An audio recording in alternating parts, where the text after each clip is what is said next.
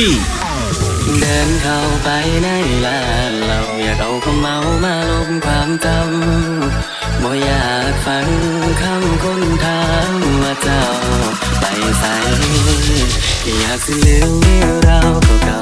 ๆบ่อยากสิเก็บเอามาใส่ใจบ่อยากจำเรื่องที่ทำร้ายใจจนหัวใจอ้ายเต้นบ่ดีเธอแค่เดินสวนกับเฮาแห้งเจ็บกว่าเก่าเจ้าเฮ็ดคันอีหลีเห็นเธอในวันนี้กำลังสิลืมย้อนอีกลีมันแห้งจำกว่าเก่าดีเจดาว RPC ผู้หญิงใส่เสื้อสีขาวที่ทำให้เราเสียใจ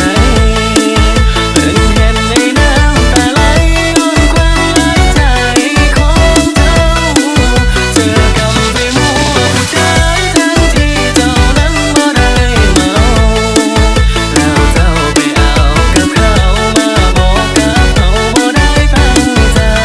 มันหมายความว่าจังใดหมายความว่าจังใด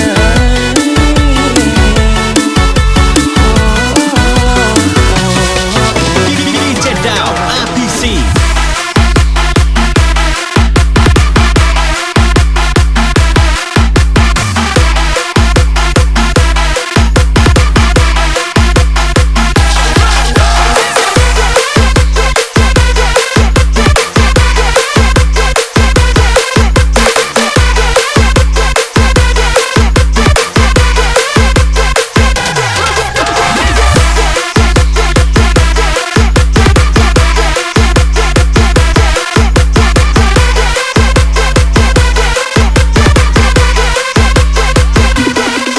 ดีเจดาว RPC